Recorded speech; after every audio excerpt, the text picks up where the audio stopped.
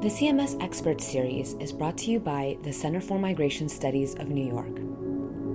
Father Bruno Ciceri directs the Apostleship of the Sea for the Pontifical Council for the Pastoral Care of Migrants and Itinerant Peoples. A Scalabrinian priest ordained in 1984, Father Ciceri worked with migrant workers in the Philippines for 11 years, then served as director of the Stella Maris International Service Center and port chaplain of Kaohsiung, Taiwan. He is also a co-author of Fishers and Plunderers, Theft, Slavery, and Violence at Sea, a new book exploring the hidden world of exploitation within the global fishing industry.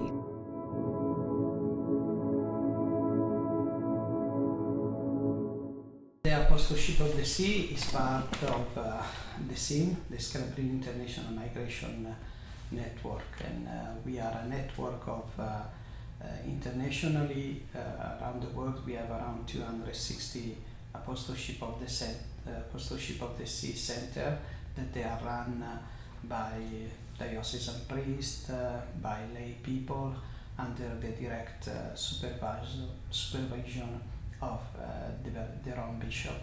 As a Scalabrinians, we have 8 Apostleship of the Sea around the world, starting from the farthest one is in Kaohsiung, Taiwan, and after we have Philippines, Manila, and we moved to Dubai in United Arab Emirates.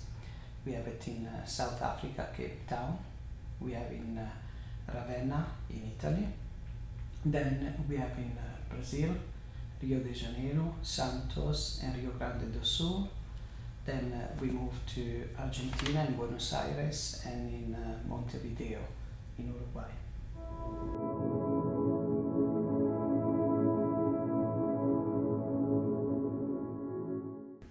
There are a lot of criminal activities that often are connected with the fishing industries. We have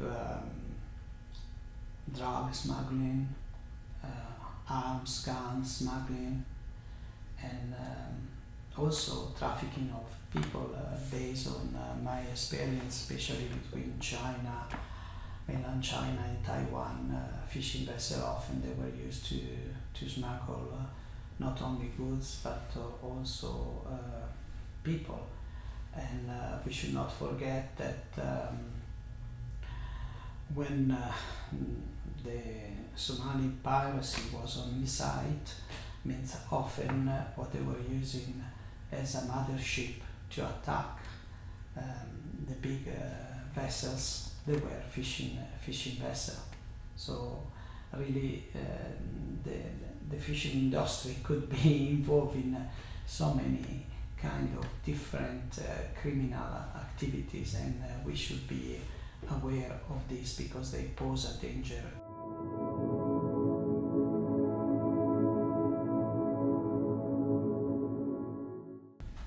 No, means we consider the seafarers and the fishers, they are migrants because a seafarers generally has a contract of 9-10 months, and in these 9 or 10 months the vessel can visit so many countries, because a seafarer he can board the vessel, for example, in any port in Europe, and from Europe maybe they can go to South Africa, and from Africa they can go to Asia, and from Asia they can go to Canada and other things. So for us seafarers, yes, are considered migrants because they are always moving from one place to another, and often they find themselves in foreign countries where they don't know where to go for any need that they have. And so we as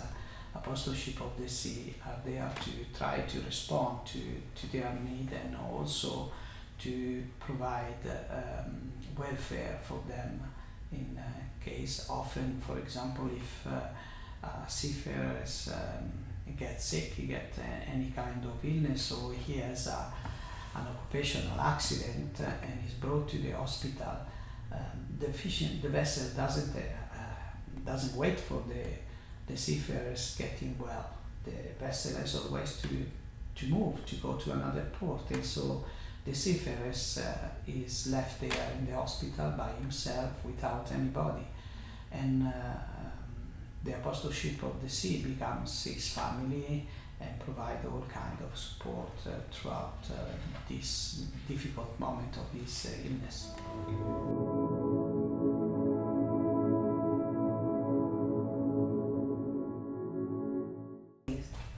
Yeah, it's a problem that is not well known, the one of trafficking. When we talk about trafficking, we always think about trafficking of women and children into prostitution, and of course that is a serious problem, but also there is this, especially people that they come from developing country, that they are duped to sign contract to go on board of fishing vessel with the promise of a high salary with good work, but in reality they end up to have a debt bondage that put them on a trafficking situation where they cannot leave the fishing vessel, and where they are exploited. Means their situation is very difficult because they have to work for long hours, even up to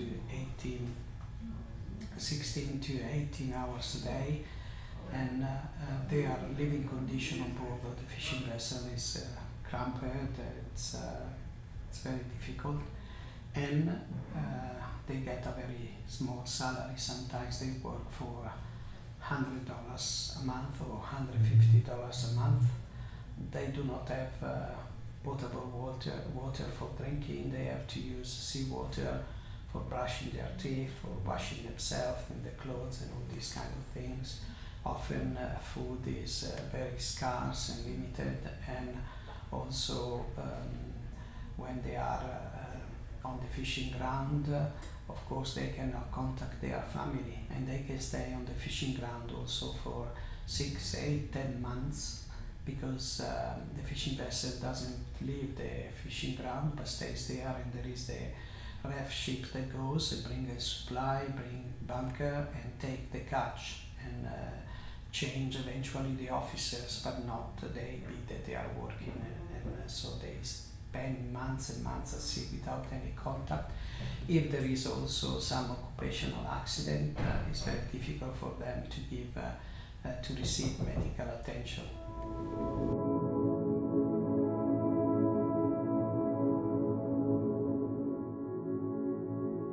Yeah, usually the traffickers, they go to small villages in remote area in the northern part of the Philippines, or in Vietnam, or Indonesia, or in Thailand, or more recently it was exposed also on the newspaper on the Rohingya people, and they promise to these people a job as a fisher with high salary and all these things, and people because they are not really educated, they don't know much about life outside of their own villages, they accept this, and so they travel either to Singapore or to other country, and when they arrive there they board the fishing vessel, and at that moment they discover the tragic reality in which they have fell into it, because the contract says that they have a very little salary,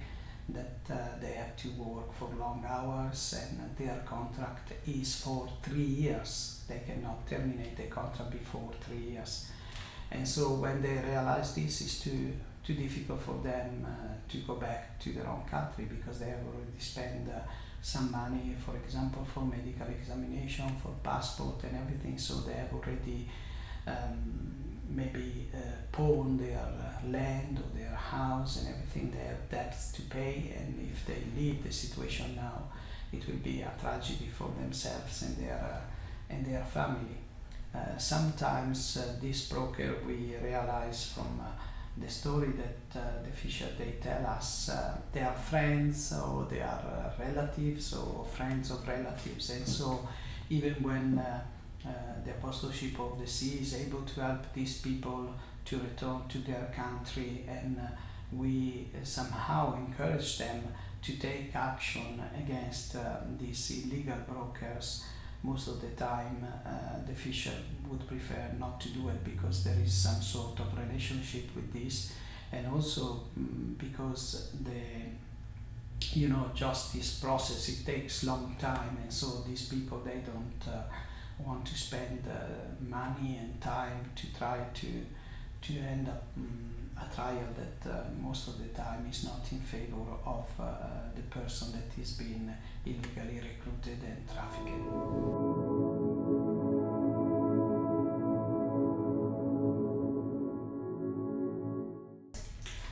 First of all, we have to say that once a fishing vessel leaves the port, the only authority on board of the fishing vessel is the master. He has power of life and death over any crew member, and he can order the crew member to do anything, and they have to answer. Why? Because these fishing vessels, they are miles away from government offices, from government supervision and other things. And whatever happens on the high sea, often it remains in the high sea, unless there are some tragic situation where you have people that they get killed, and so there is where again becomes a problem from the international point of view, who is going to persecute the person who has committed the crime, because there is a series of national interests that they are getting together. For example, if a crime is committed, the country to which the person who committed the crime belongs says, I have to persecute this case because the one who committed the crime is my citizen. On the other hand, the other nation where the victim belongs says, because this master, for example, killed one of my citizens, I should be the one to persecute this person. On the other hand, the third country where the crime is discovered could say, I discovered this and I have to persecute this. So there is a lot of debate about this. Generally, the country where the crime is discovered is the one that is persecuting the case. On international dispute, there is the one of the economic zone, because quite often, because of the diminishing of the fish stock, fishing vessels, they enter into territorial water of other country and they do poaching, and often they are caught and their fishing vessel is arrested.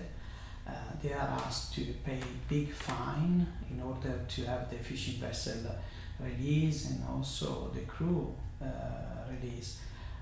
What happened that sometimes the ship owner, they are more concerned about the fishing vessel than to the crew, and so again they might try to get back their own fishing vessel, but they don't care much on the crew member, what is their situation.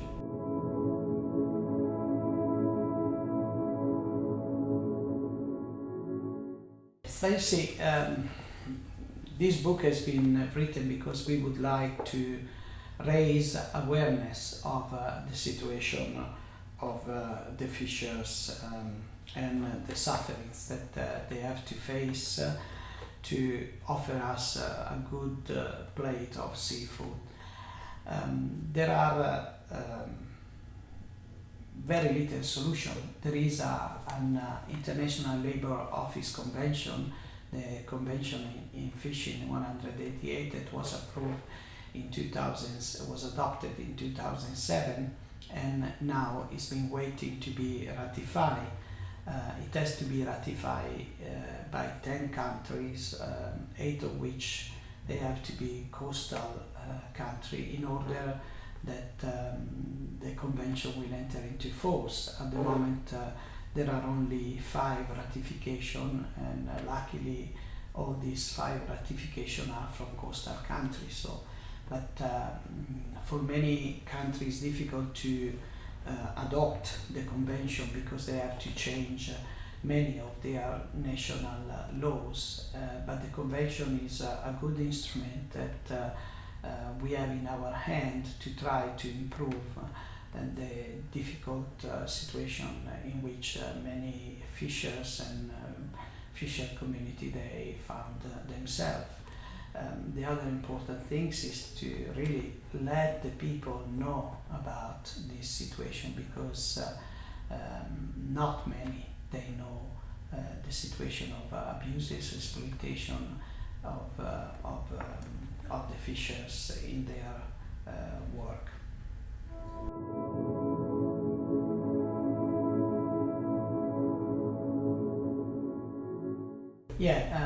I think regarding the fisheries, it's important that we cooperate with other organizations that they might have a slightly different objective.